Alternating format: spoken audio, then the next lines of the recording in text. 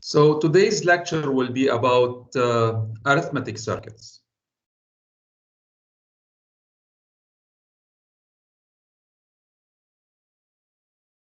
This is the outline of the presentation. I will talk today about the ripple carry adder. I'll talk about the magnitude comparator. Next lecture, I will introduce signed integers. So I'll be covering signed integers this week. And then I'll talk about how we can add and subtract signed integers, which are in the 2's complement representation.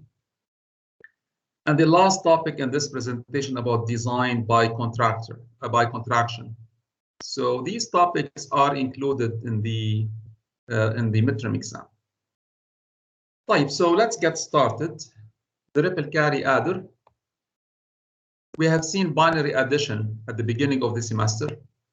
So we start at the least significant bit. So here we would like to add two numbers, A and B. So this is A, and this is B, and this is S, which is my sum. So addition in binary is very simple. So we can add one bit of A with one bit of B. And if there is a carry, we propagate the carry. And for example, when we add here 1 plus 1, we get a 0, and there is a carry. Okay, and then when we add 1 plus 0 plus 1, we get a 0, and there is also a carry. 1 plus 1 plus 1, the sum is 1, and there is a carry, and so on. So really what we are doing is that we are adding 3 bits vertically. So we are adding these 3 bits vertically. And for this reason, we need a full adder. So the full adder is capable of adding 3 bits vertically, but we need to replicate this full adder. So we get an iterative design of the adder.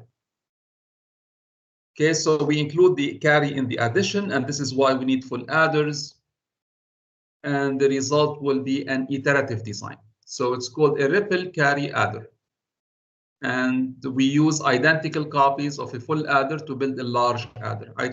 So my cell here is the full adder. This is the full adder. And the full adder is capable of adding 3 bits. Okay, so the bits here are named as AI, BI, and CI. These are the 3 inputs to the full adder. And there are 2 outputs, the sum bit, which is S sub I, and the output carry, which is C sub I plus 1. So these are the outputs of the full adder. And we use the output carry, which is C sub I plus 1, to become an input to the next full adder. And for example, this C1 here, which is the output of the first full adder, is used as an input to the next full adder.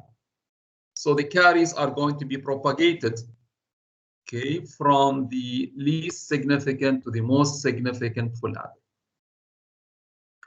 So this is called carry propagation. And in the case of a ripple carry adder, we have this carry propagation.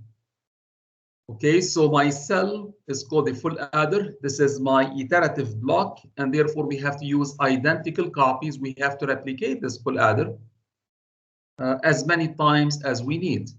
So here I'm showing only a 4-bit adder. So we are adding 4 bits. You can see here 4 bits of A plus 4 bits of B. So A consists of 4 bits, A3, A2, A1, A0. That's my input A. And B consists of also of 4 bits, B3, B2, B1, and B0. C0 here is used as my input carry. You can think about it as this is my Cin, and C4 is my Cout. That's my output carry. Okay, so that's the ripple carry adder. Now you can look at the full adder, and you can look at the equations of the full adder. So we can draw the truth table of a full adder. So we have 2 outputs. We have the sum and we have the carry. So the sum is this column, S sub I, and the carry is C sub I plus 1. We have these two outputs. So in the case of a sum, we can draw the Carnot map.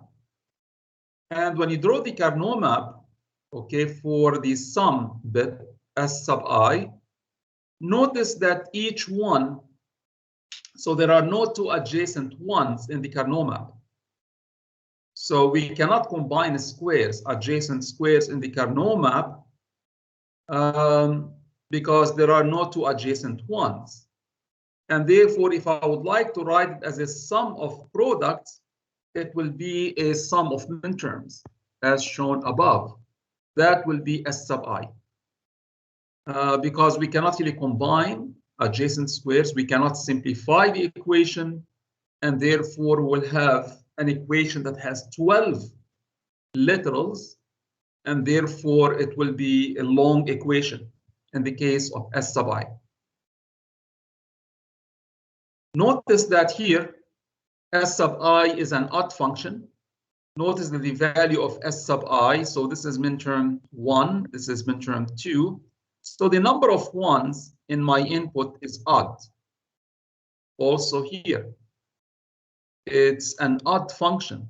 Also here for minterm 7. So we have 3 ones. So this is an example of an odd function. And because it's an odd function, the odd function cannot be simplified with the Carnot map. So, but we can express it using XOR gates. So the equation for S sub I is given by this equation. AI XOR BI XOR CI. That's the equation for the sum bit, which is S sub I. In the case of the output carry, C sub I plus 1, notice that this is the Carnot map for C sub I plus 1. We can obtain the equation directly from the Carnot map. So we have 3 essential prime implicants. And this is the equation, okay, from the Carnot map for C sub I plus 1. So I can write it as AIBI, that's AIBI, or we can use CI as a common factor, and then we have AI or BI between parentheses. But another way to write the equation is as shown here on top. That will be another way to write the equation for C sub I plus 1, in which we are using the AI XOR BI. We are sharing the same gate. So we are using the same term in the output sum as well as in the output carry. And this way we can share the same gate. Okay, so AI XOR BI can be shared by S sub I as well as by C sub I plus 1. So these are the equations for the output sum as well as for the output carry. Do I have any questions about this? Is this clear? We have already seen this before, so I'm just reviewing what we have seen in a previous lecture.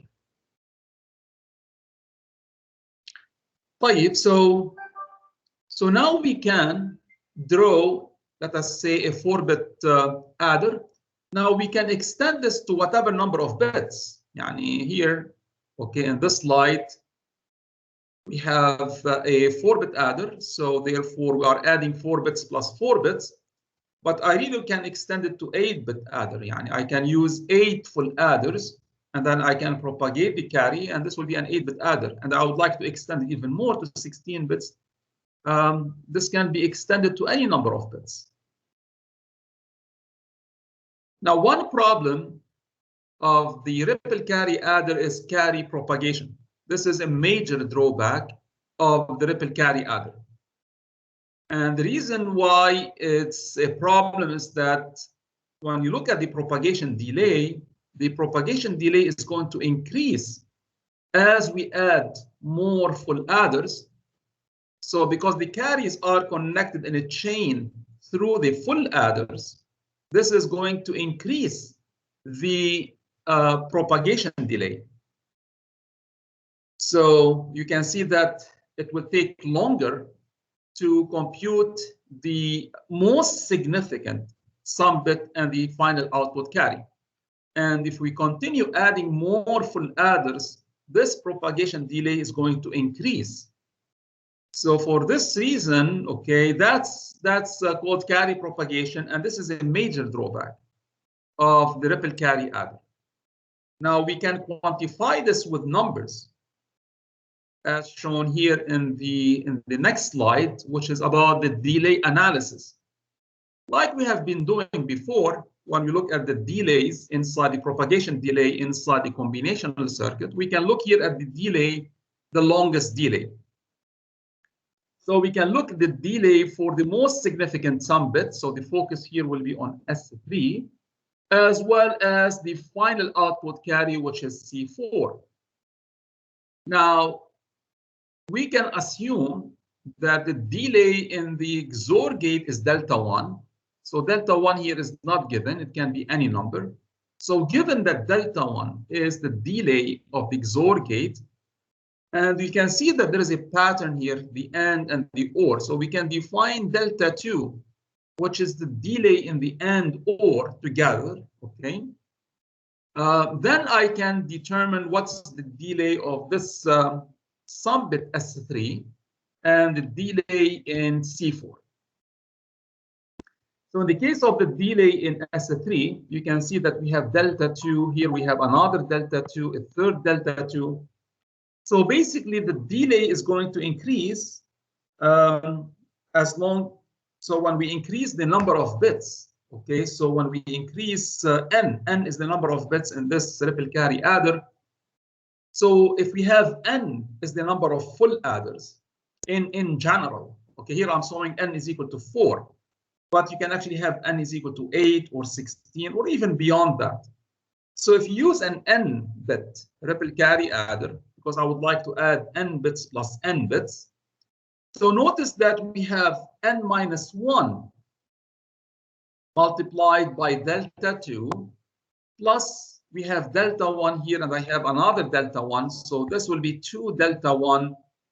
These will be the delays in these two XOR gates. This is the delay to have the sum bit S3. So I have to wait for the carry to reach the most significant. So here we have carry 3. To get this carry 3, we have to wait, okay, for all of these propagation delays. So we have to wait for the signal to propagate through all of these full adders. And then we have, so this means that we have to get the delay in this XOR gate. This is delta 1. And we have 3 delta 2s here. And then we have another delta 1. Okay, to get the output S3. So this is why in general, if you have n bits, it will be n minus 1 times delta 2 plus the 2 delta 1. So the 2 delta 1 do not really change because we have these two XOR gates. So this is why we have 2 delta 1. But n can increase, and therefore you have to multiply delta 2 by n minus 1. Okay, depending, of course, on how many full adders you have, how many bits you are adding. Now that's for the most significant sum bit. To get the output carry, the final output carry, which is C4, as shown in this slide, there is one more delta 2 here. Okay, so you have to multiply delta 2 by n. So we have n multiplied by delta 2, plus we have this delta 1, this initial delta 1. So we need this to produce the final output carry. So we add here delta 1, and this will give me the final carry out delay. So this delay analysis is very important, and it shows clearly that the delay is going to increase with n. So as you add, okay, so when you are dealing with numbers that have more bits, if n increases, then the delay of the most significant sum bit is going to increase. And the final output, the final carry out delay is going to also to increase with n. Okay, so this is the ripple carry adder. Yes, Muhammad, further. When counting the most significant sum bit delay, for example, in this one we have 4 bits, right? Yes, so the delay of the sum bits is not the same. Yani you get S0 faster than S1, and you get S1 faster than S2. So therefore, these bits are not really computed at the same time. Okay, so these are different sum bits, and each sum bit has a different delay. Oh, And okay. as we go to the left, to the most significant sum bit, the delay is going to increase. Okay, I think so. Is this clear now? Yes. And notice that the carry out has the final carry out. So these carry bits here, C1, C2, C3, C4, they have different delays because the signal is going to propagate. And because the signal is going to propagate through all of these full adders, then the delay is going to increase. So when we increase n is the number of bits that I would like to add, then this is going to increase the final carry out delay. So these different carries, which are propagated in the ripple carry adder, okay, they have different delays. That's the delay analysis. And this is the major drawback of the ripple carry adder. So even though the ripple carry adder is very simple to implement in hardware, and the circuit is really very simple. All what we need is just a full adder that we can replicate, and we can propagate the carry. The major drawback is the delays. Okay, the delay specifically for the most significant bit. Okay, the delay of the most significant sum bit and the delay of the final carry out. And for this reason, people have implemented faster adders. There are different designs of adders. This is one design, which is called the ripple carry adder. But this is not the only design. This is probably the simplest design of an adder. But there are also other adders, other designs that do not really have this problem of propagating the carry, and they are faster. So their delay will be shorter. Less delay means that the adder will be faster. It can produce its sum bits, all the sum bits, okay, much faster, and therefore it can operate inside your design, inside the computer. Of course, this will be a faster. This is not shown here, but I will probably come back to it later and talk about maybe other types of adders, specifically the carry look ahead adder. So there are other designs that are better than this design, but they are more complex than this. Okay. So I talked about the ripple carry adder. Let me talk about the comparator, the magnitude comparator. So the magnitude comparator is also a very useful combinational circuit. And what it does, it compares, okay, the magnitudes of two unsigned integers. This is why it's called magnitude comparator. So we have two inputs, A and B. This is the magnitude comparator.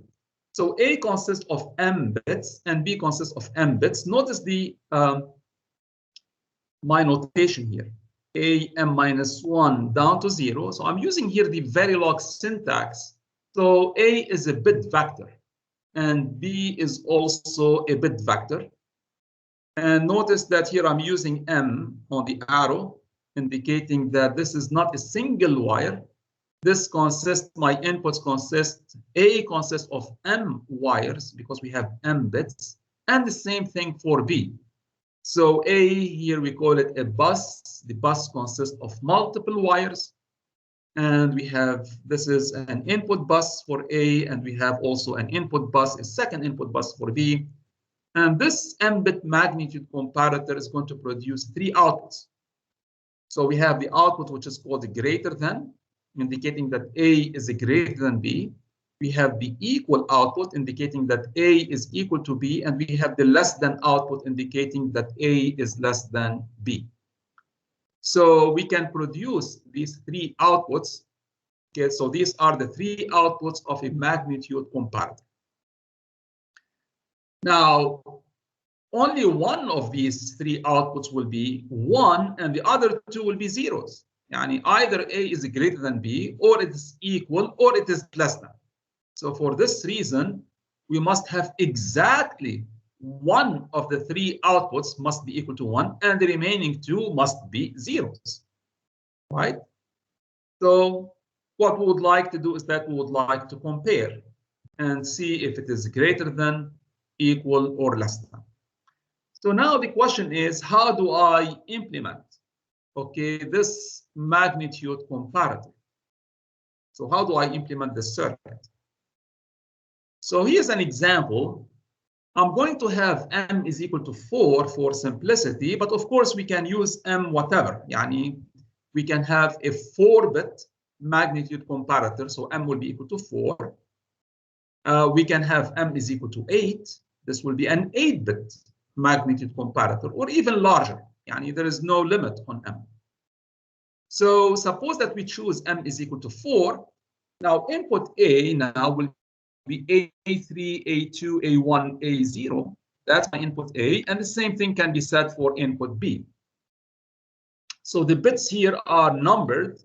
The least significant bit will be bit 0, and the most significant bit is bit 3. Okay.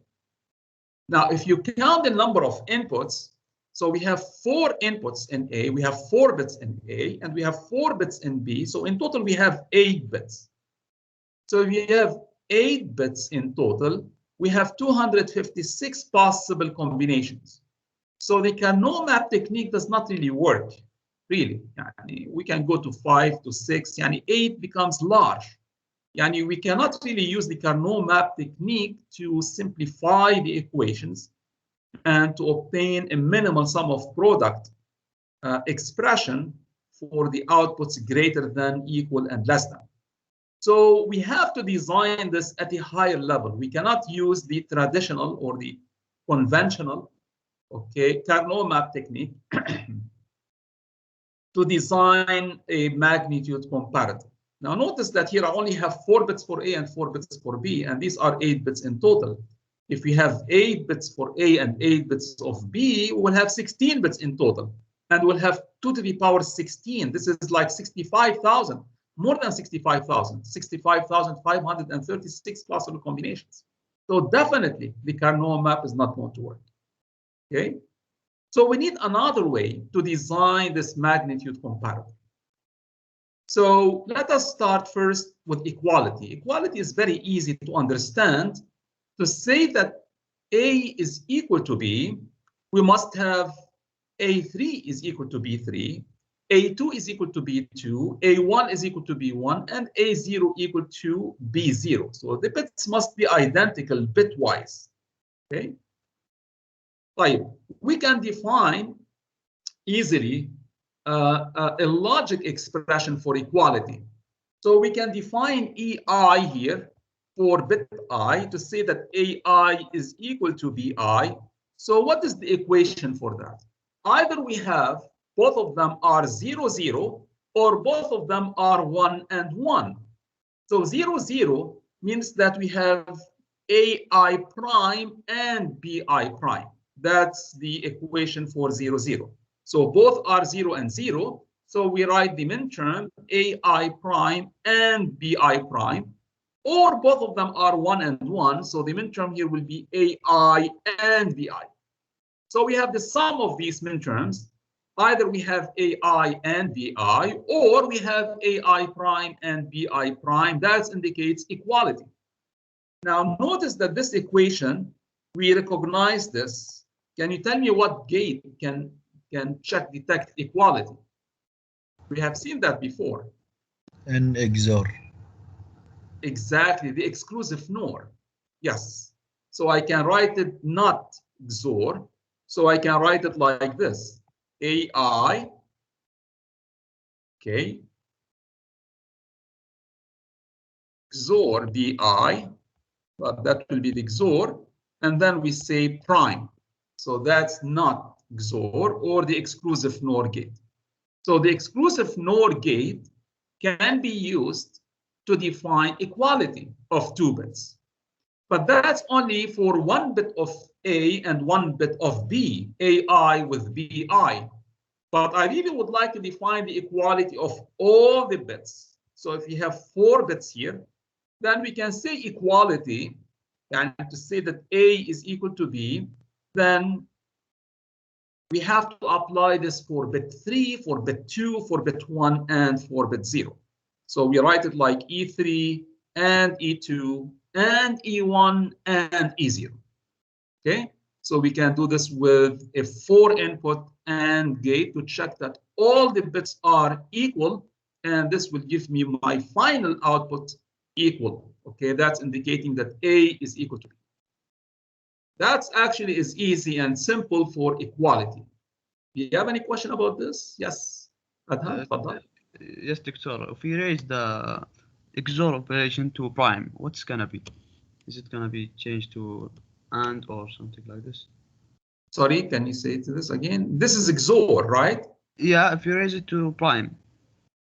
Which one do you raise it to prime? XOR. AI prime? No, all XOR.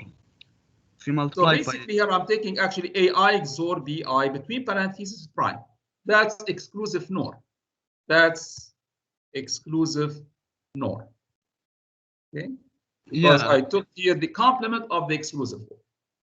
What if we multiply it? What do you mean multiply? Ended? Yeah. The With? What's gonna be the expression? Okay. So this expression here, you take each one of these and you end it. So for E3, it will be, let me try to write this if I can fit it here. So this will be A3 XOR B3 prime, and here we have A2 XOR B2 prime, and, right? Okay, yeah. But now we can see that this is ending. Okay, we can use De Morgan's theorem. Yani we can actually OR them, and then we take the complement of everything. Yani I can actually rewrite it using the De Morgan's theorem. So I can use De Morgan's theorem to say not the ORing of the XORs. That also will be another way to manipulate the expression algebraically. Okay, thanks. Yeah, there is no unique way of writing the expression. You can write the expression in different ways. Muhammad, you have a question? Is this model basically a single an XOR gate? So the XOR gate is A3 XOR B3. When you put actually the prime, it becomes an exclusive NOR. So basically, we're taking here the outputs of 4 exclusive NOR gates and ending them. All right. Okay. That's what we are doing here to determine equality. Let me just write it down here. Okay, so as if you have here, this is XOR gate. So let me draw something here. This is an exclusive NOR gate, right? So this is A3, this is B3. You need 4 of these gates. This is for A2, this is B2, and you repeat for A1 and B1, and then you end them. So you take the output here, and then you need actually 2 more, okay, to get here the final equality. Is this clear? So we are using 4, okay, exclusive NOR gates, and then we're using 1 4-input AND gate to produce equality. If you want, we can write the expression differently. Let me just clean up this slide again. Let me erase everything. I can actually write it differently. So I can write the equation like this. So I can write it like this. So this is basically here A3 XOR B3, but I have to take prime, and then I have to end.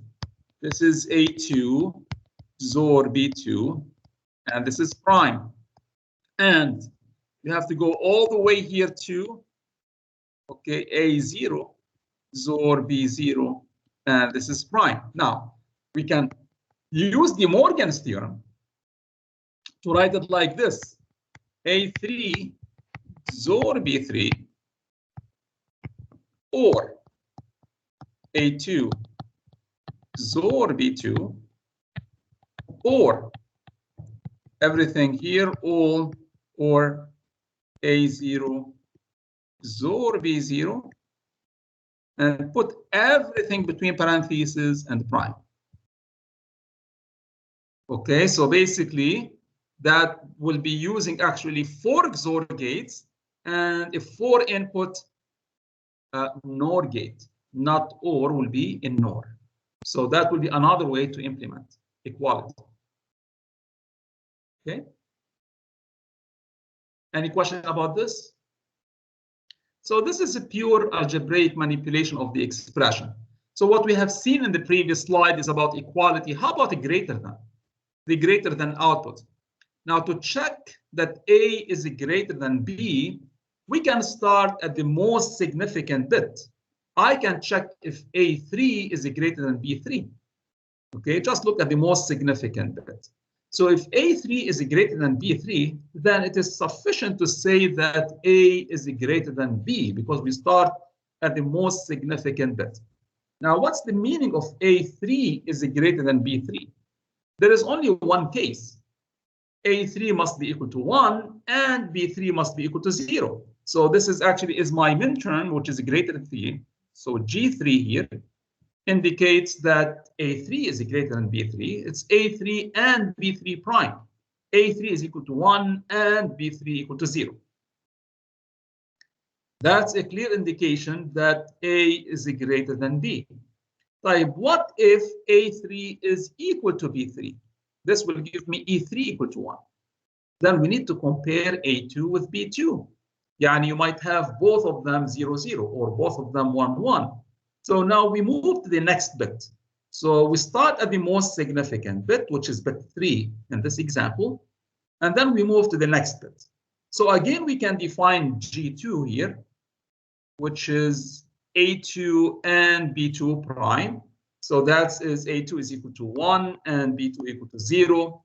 That's an indication that A2 is greater than B2.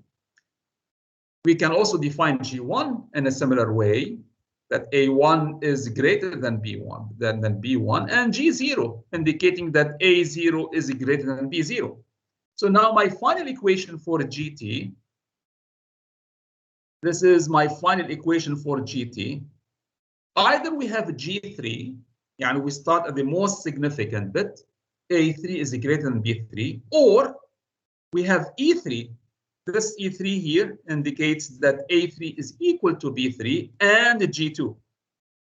And G2, so basically the most significant bits are identical, but A2 is greater than B2. That's also an indication that A is greater than B. Or we have E2 and E3 and E2.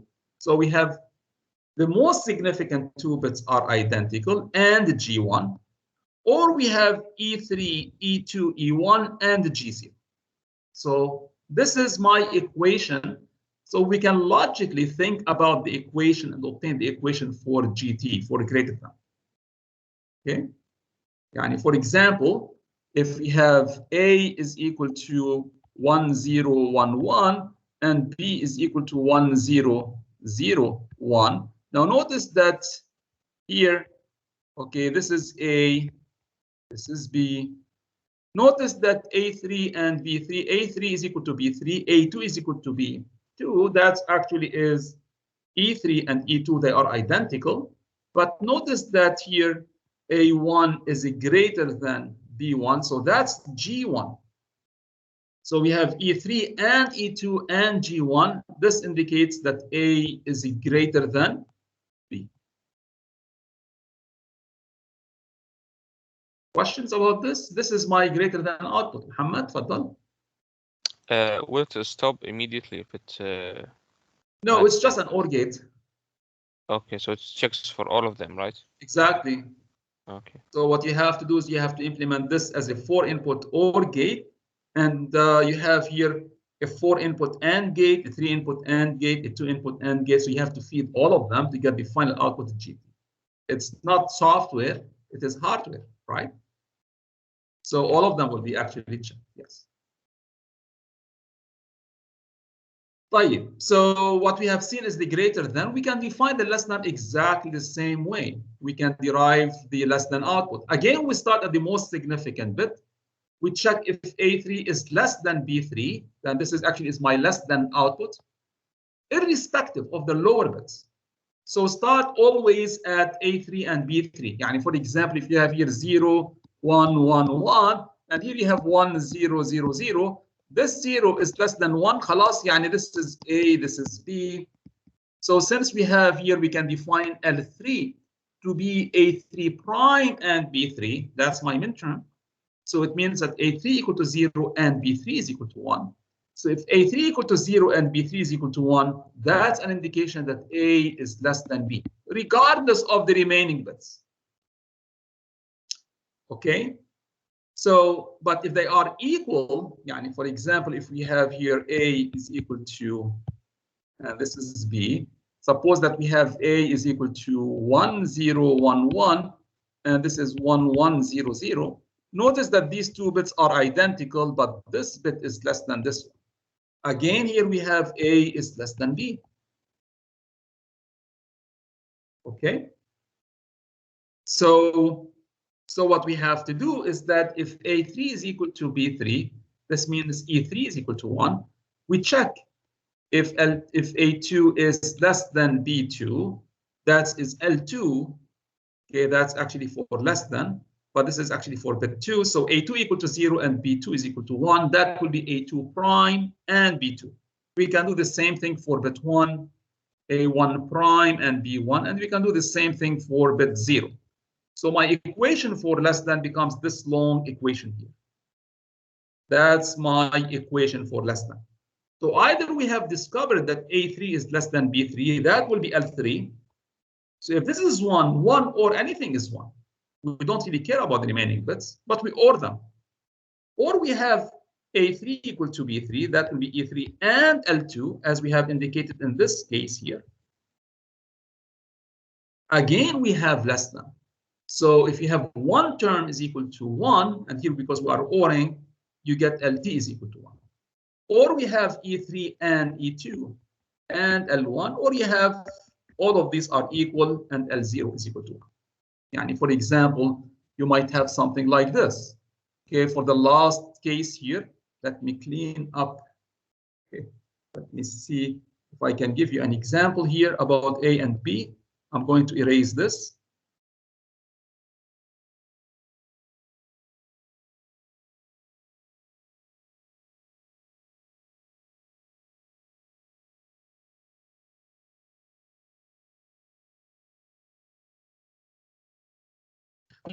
Can you hear me, students? Okay, can you hear me? Because sometimes there is actually a network problem. Can you hear me clearly? Yes, Yeah, now we can. Okay, good. So notice that this bit is equal to this one. This is equal to this one. This is equal to this one, but this is less than. So here, this will satisfy this part, this term. So we have E3 equal to 1, E2 is equal to 1. They are equal. E1 is equal to 1, and L0 is equal to 1. L0 is equal to 1 because we have here, this is L0, okay? A0 is less than B0. So it is A0 prime and B0. So this will give me L0 is equal to 1. And because we have this term is equal to 1, okay, so 1 or anything will give me a less than. So A is less than B. Okay? So we have derived the equation, okay, for less than. Now notice that I don't really need to have all of these three equations. It's enough to have two of them because we know that one of them must be equal to 1 and the remaining two are zeros. So therefore, we can always, knowing greater than and equal, I can derive less than. So less than we can use a NOR gate, a two-input NOR gate. Yani if it is not greater than and it is not equal, then it must be less than. So it's not, okay, it's a NOR gate. So not greater than or equal between parentheses. So that's the NOR, not OR, okay? So we can derive less than differently. So if you have two of these, and if you have, for example, greater than and equality, you can derive less than. There is no need actually to obtain another equation for less than. It's enough to have the equations for equality and for greater than. And from based on that, you can derive less than. using a simple 2-input NOR gate. That's it. So this will simplify the logic. Right. So now we can design the magnitude comparator as an iterative design. So what we have seen in the previous slide, we have seen equations, and of course these equations will become longer as we have more bits. And if we use a large comparator, one would like to compare 8 bits with 8 bits, you have to use longer equations. Or what we can do is that we can design it to be iterative. So we can design this cell, and then we can use this cell, and we can repeat this cell as many times as we need. So here I'm showing an iterative design for the magnitude comparator. So it consists of 4 cells. These cells will be identical. So the question, how do I design this cell? Okay. And we can extend it, of course, to whatever number of cells. So notice that here we are going to take each cell is going to compare 1 bit of A with 1 bit of B. So we can say in general, I would like to compare AI with BI. Pick any cell and design it. And then you can repeat this design as you can iterate. You can just take copies, multiple copies of the same cell, okay, and connect them. Now you can design it in 2 ways. You can start at the least significant bit and you can propagate all the way to the most significant bit, like we did in the case of the ripple carry adder. But in the case of the comparator, you can do it also vice versa. You can start at the most significant bit and then you can go all the way to the least significant bit. This is not shown in this slide, but I will leave it for you to think about it, how you can design it differently, starting at the most significant bit, the same way that we thought about it in the previous slides. Right, so we are going to start here with my initial input, GT0 equals 0 and less than 0. So there is no previous cell before this. So we're going to assume equality. Okay, anything which is before it, there is nothing before it. So therefore, we can provide the initial inputs as 0, 1, 0. So equality here indicates that, okay, whatever we have before, the bits which are before that do not even exist, they are actually equal. Okay, and we start building on it, and then the final output here will be the output of the most significant cell.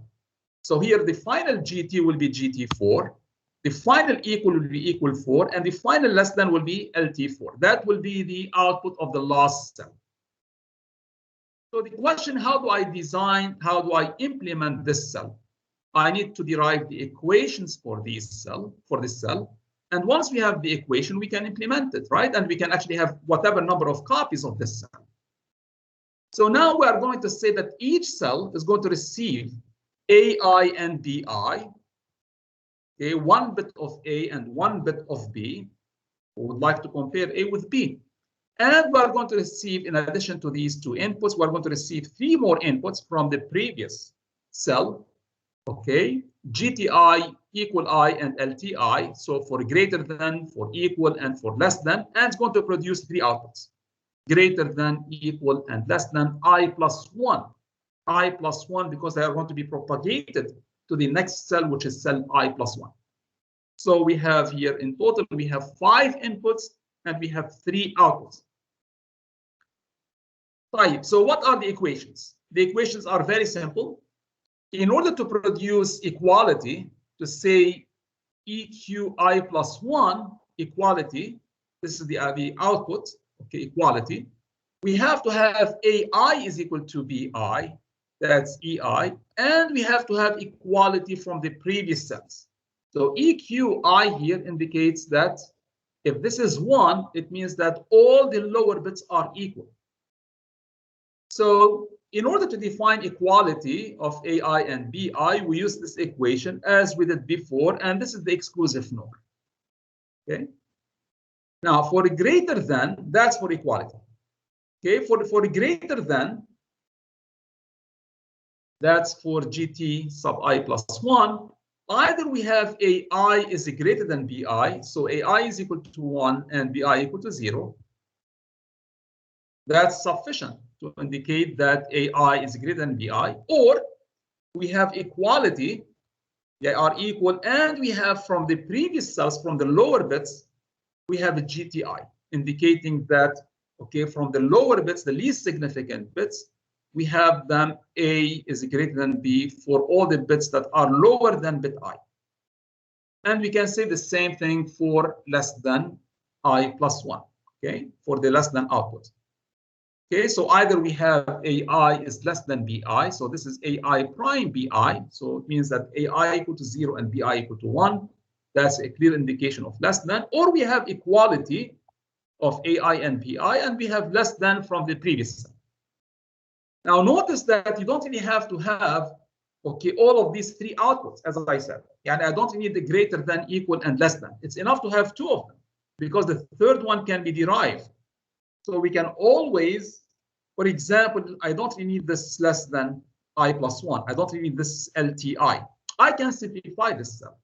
I can simplify it, and no need actually for this output and for this input, because it's enough to know actually if it's greater than or equal. If it's not greater than, it's not equal, we can use here the NOR to produce the less than output. So therefore, I don't really have to propagate this. It's enough for me to propagate equality and greater than, and we can derive less than, okay, based on these two outputs. Okay, and therefore we can even have further simplification of the cell implementation. So this is my iterative design for the magnitude comparator. And that's it for today. Do you have any question about this? This is the magnitude comparator. So today I talked about the ripple carry adder. I talked about carry propagation. Hamad, yes, you have a question?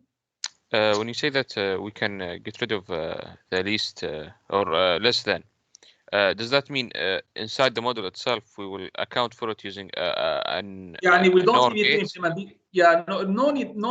no need to have it inside the cell. We can get rid of this. We don't need these equations anymore.